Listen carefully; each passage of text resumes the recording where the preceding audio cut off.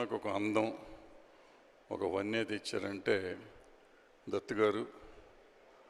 సినిమాకి గ్లామర్ తెచ్చారంటే ఒక ఎన్టీ రామారావు గారితో పాటలు పాడించి ఆ రోజుల్లో విచిత్రంగా చేశాడు.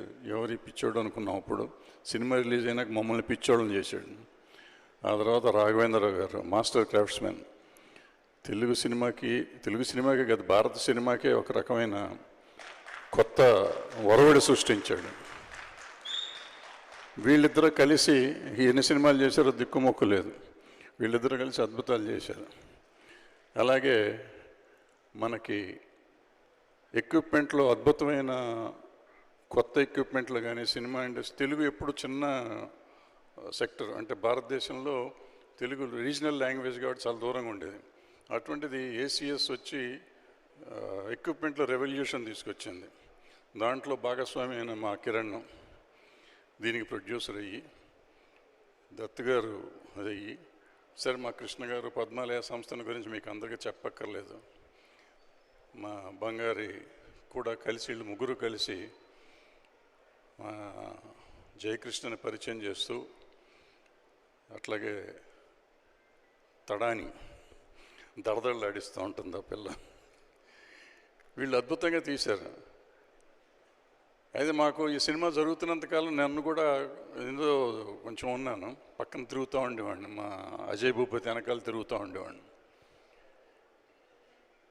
మాకు ఎక్స్పీరియన్స్ దత్తు గారికి కానీ, నేను కానీ, కిరణ్ కానీ, బంగారికి కానీ చాలా ఎక్స్పీరియన్స్డ్, చాలా ముసలోళ్ళం అయిపోయాం, పెద్దవాళ్ళం అనుకున్నాం.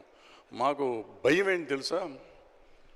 రాక్షసి స్వప్న ఈ సినిమా అయిపోయినాక ఏమంటుందో, ఈ ముసలోళ్ళంతా కలిసి ఏం తీశారంటుందో ఏమో అని ఒకటే టెన్షన్ పడుతూ ఉండేవాళ్ళం.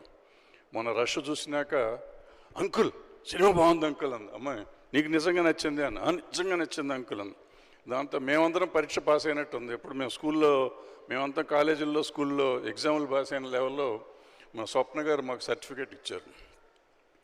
సో వీళ్ళందరూ కలిస్తే గొప్ప సినిమా వస్తుందని మాకు తెలుసు, కానీ నిజంగా వచ్చింది. రాఘవేంద్ర గారు ఒకసారి నాకు ఎప్పుడు మాట్లాడుతూ ఉంటే, అరే ఈ సినిమాకి ఎప్పుడు ఒక బ్యాక్ డ్రాప్ ఉండాలరా, అది ఒక క్యారెక్టర్ అవ్వాలరా అంటూ ఉండేవారు. ఒకటి రెండు మూడు సార్లు మీటింగుల్లో. ఈ సినిమాకి నేను అజయ్ భూపతి విసుక్కునేవాడిని. నేను ప్రతిసారి ఒక కొత్త లొకేషన్ చూపించి, కొత్తది అంటే ఏందా ఈ సినిమా ఏంటి, ఈ లోకం ఏంటి, మనం ఎక్కడికి వెళ్తున్నాం, ఎందుకు అయ్యే బడ్జెట్ అని రోజు గొనుక్కునేవాడిని, అతని మీద ఇసుక్కునేవాడిని, చేసేవాడిని. కానీ ఎప్పుడైతే రష్ చూసానో అసలు పిచ్చెక్కిపోయింది, చెడగొట్టేశాడు. కెమెరామెన్ జయకృష్ణ